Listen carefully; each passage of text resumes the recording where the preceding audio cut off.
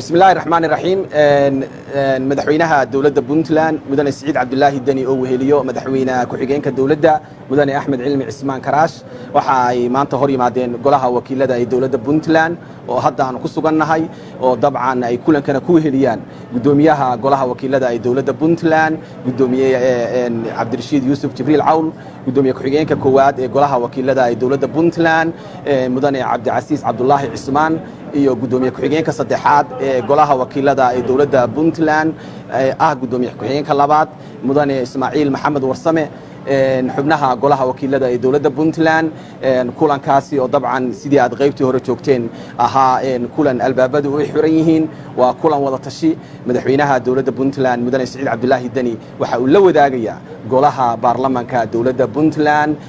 warbixin ku saabsan safarkiisii Muqdisho shirarkii uu ka qayb galay xaaladda uu dalku marayo iyo marxaladda uu dalku wajahay waxa uu kulanku yahay kulan wada tashi ah kulan kala warqaadasho ah kulan tala wadaag ah oo dabcan warbixinta kadibna ay xildhibaanadu madaxweynaha weydiiyeen su'aalo wada tashi iyo soo jeedin iyo aragtiyo kala duwan oo dhammaanba ku saabsan xaaladda guud ee uu dalku marayo dabcan tani waxay qayb ka tahay kulamadii uu madaxweynuhu waday tan iyo markii uu soo laabtay waxaad ogtihiin inuu xubnaha golaha wasiirada uu kulan la qaatay maalintii khamiista shirkii toddobaad la ahaa oo looga hadlay xaaladda guud ee dalka uu marayo waxaa ogtihiin in xalayto uu madaxweynuhu qasriga madaxtooyada dawladda Puntland Garowe uu kulan kula qaatay mas'uuliyiin hore oo xilal ka soo qabtay Puntland siyaasiyiin waxgarad aqoon-yahano iyo ururada bulshada rayidka ah wada tashiyadaas ayuu kulankan qayb ka yahay insha Allah marka wada tashiyadu waa sii socon doonaan qaybaha kale ee bulshada haray iyo dadka kale ee wax lagu tuhmayo iyo waxgaradka iyo dadka tabar iyo talaba kordhin kara marka ay madaxdu la kulanto waxa mustaqbalka dhici doona in Puntland ay soo saarto mowqifkeeda ku aadan muddo kororsiga aan sharciga ahayn uu sameystay madaxweynihii dawladda federaalka Soomaaliya Maxamed Cabdullaahi Farmaajo taasi oo Puntland mowqifkeeda kama dambaysta ay maalmaha soo socda ay ka soo saari doonto aad iyo aad baan idigu mahad celinayna doorkiina muhiimka golaha baarlamaanku waxa uu soo jeediyay in baarlamaanku ay soo saaraan qaraar ay ku diidayaan muddo kordhintii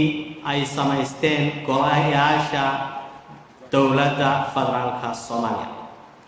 mudanayaal kooramku waa 250 codbixintuna waxay u dhicin kartaa sida tan waa ogol diidmo iyo aamus mudanayaal in baarlamaanka dawladda Puntland uu ka hor yimi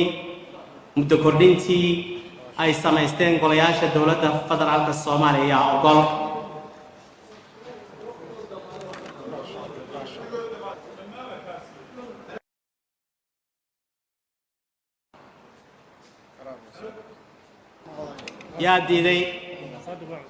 yaa diiday yaa ka aamusay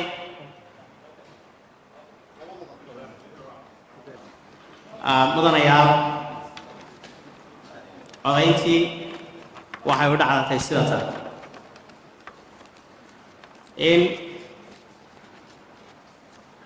baarlamaanka dawladda Puntland uu diiday muddo kordhintii ay samaysteen golayaasha dawladda federaalka Soomaaliya ee muddo xiloodkoodu dhammaaday ogol waa 49 mudane diidmo waa 1 mudane aamus waa 2 mudane kooramku waa 250 codnasaasta ku dhiman yihiin sidaa daraaddeed baarlamaanka dawladda Puntland waxa uu diiday muddo kordhintii golayaasha dawladda federaalka ay samaysteen waana mahadsantihiin maanta kala fadhigii 74aad waa soo gabagabaysanayna hal la fadhiyo 2 daqiiqo la fadhiyo mudanayaal hal la fadhiyo